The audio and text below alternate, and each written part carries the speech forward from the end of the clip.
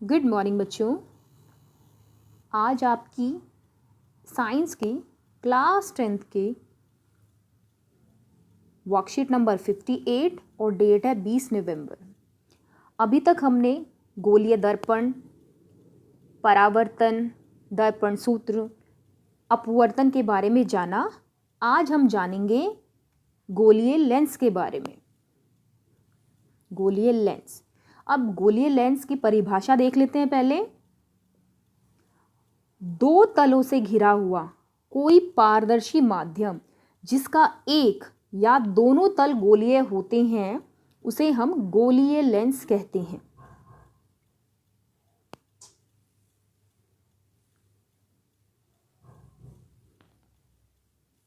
इसको देख के बेटा आपको याद आया होगा कि मैंने जो डायग्राम बनाया वो है उत्तल या अवतल दर्पण। अवतल दर्पण का डायग्राम है। अब इसमें मैं एक और सतह जोड़ दूं और जो पीछे पॉलिश है उसकी बजाय अब ये मेरी सतह कैसी हो जाए, पारदर्शी। तो ये मेरा क्या बन गया है, ये मेरा बन गया है उत्तल लेंस। उसी तरीके से अवतल लेंस में भी दो कांच की सतह को जोड़ दें तो वो मेरा बन गया अवतल लेंस। अब इन दोनों के अंदर, इसको बेटा इंग्लिश में उत्तल लेंस को कॉन्वेक्स लेंस कहते हैं और अवतल लेंस को कॉनकेव लेंस कहते हैं। इन दोनों की पहचान या कहिए इनमें अंतर क्या है। उत्तल लेंस किनारों से पतला जबकि अवतल लेंस किनारों से मोटा होता है। और इसको एक बार फिर से बना के देखते हैं। ठीक है। और उत्तल लेंस बीच से मोटा जबकि अवतल लेंस बीच से पतला होता है। आप इसको छूकर भी पहचान सकते हैं और जब स्कूल खुलेंगे तो आप ये प्रैक्टिकल करके भी देख सकते हैं। नेक्स्ट डिफरेंस है अभिसारी लेंस। उत्तल लेंस को अभिसारी लेंस कहा जाता है, वहीं अवतल लेंस को अपसारी लेंस कहा जाता है। ऐसा क्यों है? आपके ये क्वेश्चन पूछे भी जाते हैं कि उत्तल लेंस को अभिसारी लेंस क्यों कहते हैं या अभिसारी लेंस के नाम से किसे जाना जाता है। तो वो हमारा आंसर क्या, उत्तल लेंस। अब क्यों जाना जाता है वो देख लेते हैं।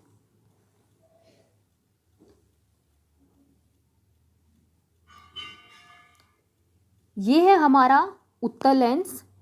आप यहाँ देख रहे हैं कि जो प्रकाश की किरणें आ रही हैं वो लेंस के अंदर से जाने के बाद लेंस के अंदर क्या होगा, अपवर्तन होगा, क्योंकि यहाँ दो माध्यम में परिवर्तन है, दो माध्यम की बात हो रही है। तो एक बिंदु पर किरणों को मिलाता है। तो अभिसारी लेंस प्रकाश किरणों को एक बिंदु पर मिलाता है। ऐसे लेंस को हम अभिसारी लेंस कहते हैं और उसका उदाहरण है उत्तल लेंस। नेक्स्ट अवतल लेंस को जानते हैं।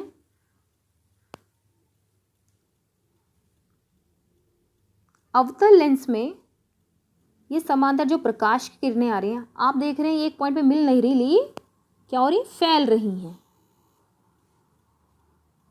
तो अवतल लेंस क्या करता है, प्रकाश की किरणों को फैलाता है, इसलिए हम इसे अपसारी लेंस कहते हैं।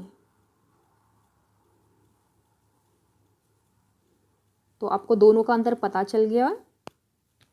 आगे देखते हैं।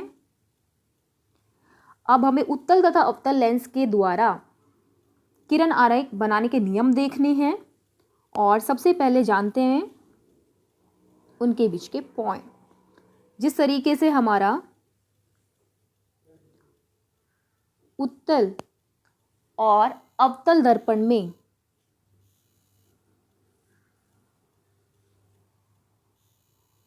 सेंटर में ध्रुव होता है, उसी तरीके से हमारे लेंस में होता है ओ, जिसे हम कहते हैं प्रकाशिक केंद्र।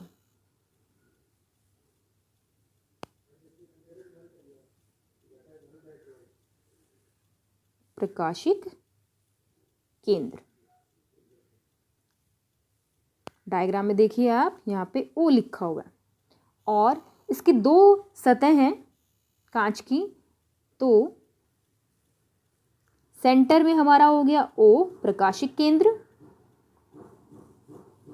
इससे मुख्य अक्ष रेखा जाएगी और दोनों ही सतह पर यहाँ पे हमारा F1 एक सतह के लिए और दूसरे के लिए F2 दोनों समान दूरी पे, जैसे हमारे दर्पण में फोकस था। और यहाँ पे एक और पॉइंट हमारा 2F1 और 2F2, जैसे हमने दर्पण के केस में पढ़ा था वक्रता केंद्र।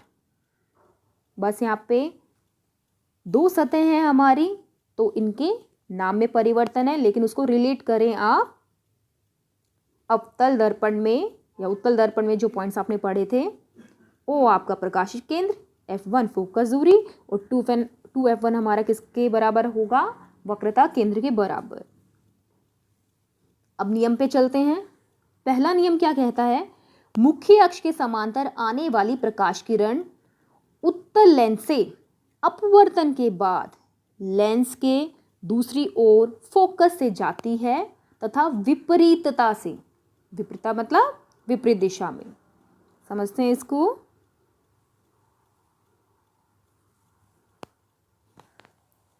उत्तल लेंस, प्रकाशिक केंद्र, मुख्य अक्ष, काल्पनिक रेखा जो प्रकाशिक केंद्र से गुजर रही है। अब ये हमारी समांतर रेखाएं आई, अंदर जाएंगी वायु से कांच में, तो अपवर्तन होगा और ये हमारी अपवर्तन के बाद लेंस के दूसरे फोकस से जाती हैं। एक फोकस तो यहाँ था ना हमारा F1 और एक था हमारा यहाँ पे F2। इसी तरीके से अवतल लेंस में भी, अब अवतल लेंस में क्या होगा, अवतल लेंस में प्रकाश किरण आएंगी और वो फैल जाती हैं और फिर हम उस लाइन को एक्सटेंड करते हैं डॉटेड फॉर्म में कि ये किरणें हमारी लेंस के पीछे मिल रही हैं। और ये प्रतिबिंब कैसा बनाती हैं, आभासी प्रतिबिंब बनाती हैं। अगला नियम, दोनों ही प्रकार के लेंस में जब प्रकाश किरण प्रकाशिक केंद्र से गुजरती हैं तो अपवर्तन के बाद बिना विचलन के जाती हैं। मतलब यहाँ देखिए, ये हमारा उत्तल लेंस है, प्रकाश की किरण C लिखा हो बेटा, यहाँ पे O आएगा। C तो आपका C कहाँ होता है, दर्पण में, यहाँ पे O कर लीजिए इसे, प्रकाशिक केंद्र। तो ये प्रकाशिक केंद्र से आएंगी और क्या होंगी, उसी से बिना अपवर्तन के बाद वापस चले जाएंगी। ठीक है, ऐसा ही हमारे अवतल लेंस में होता है। तो ये 2 नियम आपको समझ में आ गए। अब इसके बाद हमने जैसे उत्तल दर्पण और अवतल दर्पण के लिए टेबल बना के रेखा किरण आरेख बनाए थे, वैसे ही है, सेम चीजें हैं। 2F1 से परे, 2F1 हमारा C से कंसिडर करें। पहला पॉइंट, अनंत पर कोई भी वस्तु अगर अनंत पे होगी तो हमेशा याद रखना कि प्रतिबिंब कहाँ बनेगा, फोकस पे बनेगा। कैसा बनेगा, अत्यधिक छोटा, बिंदुआकार, और किरणें मिल रही तो हमेशा कैसे, वास्तविक होगा और उल्टा होगा। अगला पॉइंट, 2F1 से परे, 2F1 से परे देखिए, ये पहले पॉइंट में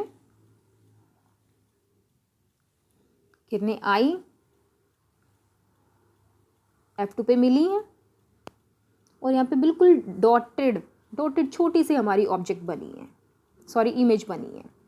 ऐसे ही अगर हमारी वो 2F2 के बाद होगी, अगर हमारी वस्तु 2F2 के बाद है तो किरणें मिलने के बाद कहाँ जा रही हैं, एक किरण तो ऐसे चले जाएगी, ये हमारी बनेगी F2 और 2F2 के बीच में। कैसी दिखाई दे रही है, छोटी है। 2F2 और F2 के बीच में छोटी होगी, वास्तविक है तथा उल्टा। इसमें देखिए, वस्तु को हम जब लिखते हैं तो वस्तु हमारी इस तरीके से दिखाते हैं, ऐसे एरो ऊपर की तरफ, और प्रतिबिंब हमारा कैसा होता है, एरो नीचे की तरफ। तभी हमने कहा उल्टा। और जब भी प्रतिबिंब उल्टा बन रहा है तो वो हमारा वास्तविक ही है, यानी वास्तविक प्रतिबिंब की क्या प्रकृति है, वो उल्टा होगा, और आभासी प्रतिबिंब की क्या प्रकृति है, वो सीधा होगा, जैसा हमारा समतल दर्पण में बनता है। नेक्स्ट देखिए, जब हमारी वस्तु या बिंब 2f2 पे होगा तो किरणें मिलने के बाद वो कहाँ बनेगा, 2f1 पे, सॉरी यहाँ 2f1 है और ये कहाँ बनेगा, 2f2 पे बनेगा। जैसा हमारा प्रकाश वक्रता केंद्र में था, और इसका आकार भी कैसा होगा, समान आकार का होगा। 2f1 पे है, 2f2 पे बनेगी, समान आकार, वास्तविक तथा उल्टा। इसी तरीके से 2f1 तथा f1 के बीच में तो 2f2 से परे, 2f2 से परे बनेगी। कैसी बनेगी, बड़ी बनेगी। ये किरण आरेख बेटा बना के प्रैक्टिस कर रहे हैं। नेक्स्ट, अगर f1 पे है, फोकस पे, तो कहाँ बनेगी, अनंत पे बनेगी। यहाँ देखिए वस्तु कहाँ रखी गई है हमारी, f पे है, f1 पे फोकस पे है, और ये देखो किरणें नहीं मिल रही, इसका मतलब कि कहीं जाके बहुत दूर जाके मिलेंगी, यानी अनंत पे मिलेंगी। इसी तरीके से अगर हमारा बिंब या वस्तु प्रकाशिक केंद्र और f1 के बीच में है तो ये किरणें 2f2 के बाद मिलती हैं। बिंब कैसा है, बिंब सीधा है और बड़ा है, यानी आभासी और सीधा प्रतिबिंब यहाँ पे, सॉरी बिंब नहीं, प्रतिबिंब यहाँ बनता है। तो इस तरीके से आपको टेबल के सारे पॉइंट समझ में आ गए बेटा। अवतल लेंस द्वारा प्रतिबिंब में हमारे दो केसेस हमें देखने हैं। कोई अगर अवतल लेंस में भी वस्तु हमारी अनंत पे रखी है, अनंत पे है, तो कहाँ बनेगा प्रतिबिंब, f पे। आकार कैसा होगा, छोटा और बिंदु आकार, आभासी व सीधा। और अगर अनंत और हमारी वस्तु f के पीछे है तो वो हमारी कहाँ बनेगी, f और o के बीच में, प्रकाशिक केंद्र के बीच में बनेगी, और छोटा तथा आभासी व सीधा प्रतिबिंब बनेगा। नेक्स्ट है लेंस सूत्र। दर्पण सूत्र पढ़ा था। दर्पण सूत्र में क्या था, 1/f = 1/v + 1/u।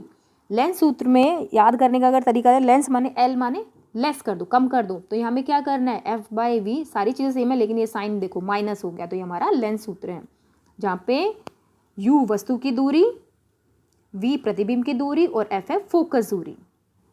अब हमारी कोई भी लेंस कितना किरणों को फैला सकता है, कितना किरणों को इकट्ठा कर सकता है, उसकी क्षमता को हम व्यक्त करते किसके रूप में, पावर के रूप में। उसकी क्षमता यानी लेंस की क्षमता बोलते हैं, और इंग्लिश में कहते हैं हम पावर। तो ये होता है हमारा P = 1/f। f माने फोकस दूरी जो कि हमारी होती है मीटर में, और लेंस की क्षमता या पावर ऑफ लेंस का मात्रक होता है डायोप्टर, जिसको हम d से लिखते हैं। तो इन बातों का अच्छे से ध्यान रखें और वर्कशीट को अच्छे से करें बेटा। यहाँ पे पहले क्वेश्चन 2 देखिए, अभिसारी लेंस के लिए निम्न प्रतिबिंब के लिए रेखा चित्र बनाओ, वास्तविक तथा आवर्धित, आभासी तथा आवर्धित। तो ये आप अपना वर्कशीट के अंदर से देख के आराम से बना सकते हो। अभिसारी लेंस किसको कहते हैं, उत्तल लेंस को कहते हैं।